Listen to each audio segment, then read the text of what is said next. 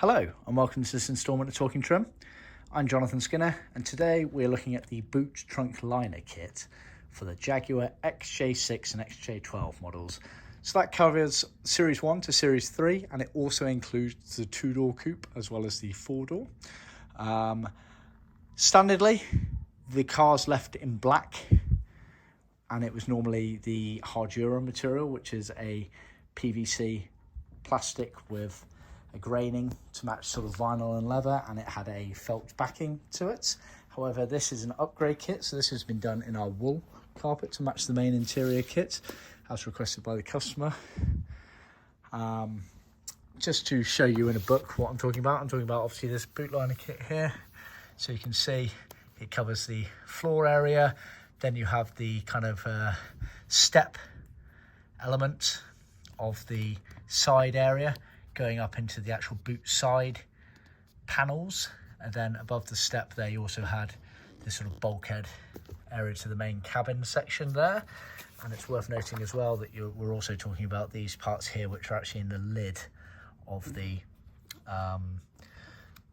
boot trunk panel, so up here effectively, which are these shaped pieces here. And we're also talking about the felt that went underneath, which are all of these pieces here. Now obviously the original material is the black PVC hard URA material, felt back plastic, which Jaguar commonly used during this era for a lot of their boot trunk areas, E-types, XKs, the saloon sedan range.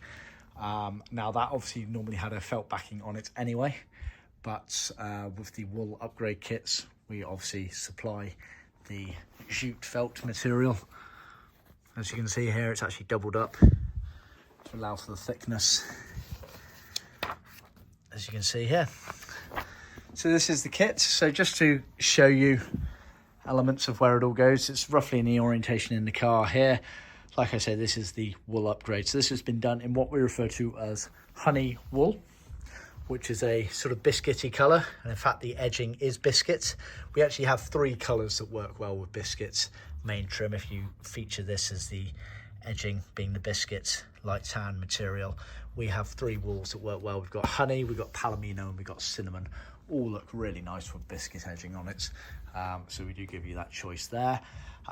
Edge to kind of original specification, it's worth checking out our website link below to kind of explain the concept of edging.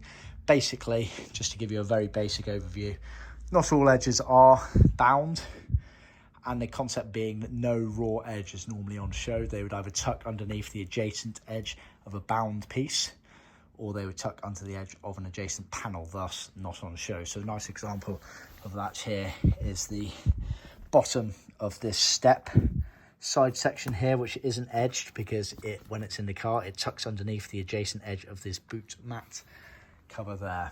So that's the general concept there.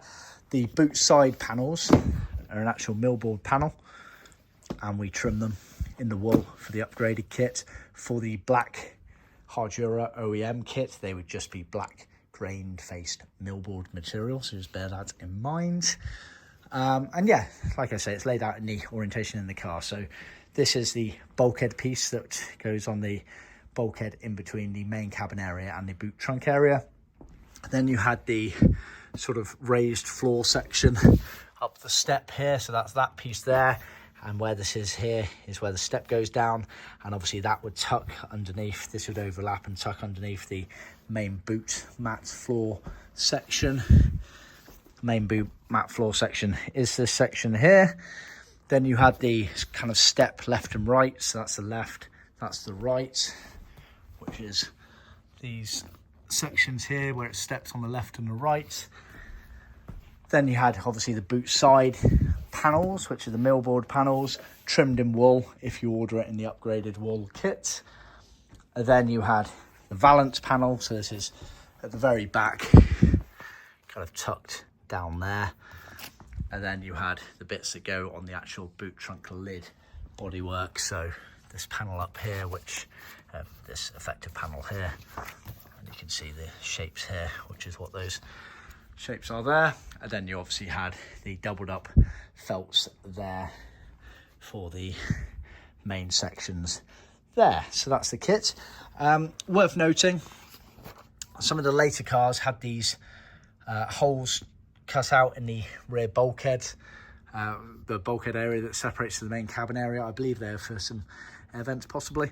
Obviously we don't cut those in that piece there. It's best to go in situ with the car and actually cut those to match exactly the shape. It's a very common theme on bits of carpet like this. It's a very dangerous game to assume that everything is millimeter perfect on these cars. They were made during an era of manufacturing where millimeter precision wasn't exactly the done thing.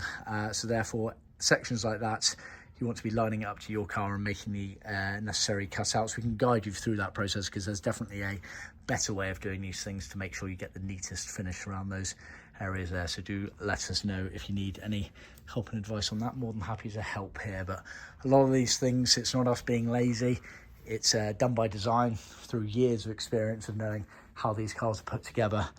The laziness factor really doesn't come in at all these days. Literally, these are all cut out on CNC machines. Doing an extra couple of holes in our carpets would take milliseconds, so it really doesn't factor in. It boils down to the fact that we do these things by design intentionally to ensure that you can get the best fit into your individual car, so just bear that in mind. Anyway, I think that's about it. Please remember to look at the description below. There might be some information that I've overlooked. I do these videos off the top of my head, so there might be something that I've overlooked that I'll put in the description below. There'll also be some useful links to other videos that might be applicable to your Jaguar XJ6 and XJ12 restorations, as well as useful links to our website of informative blog handbook postings related to these cars, but also obviously how to contact us and make an inquiry for your restoration. Look forward to hearing from you. Please remember to like, subscribe and share with other classic car enthusiasts, and I'll see you next time. Cheers.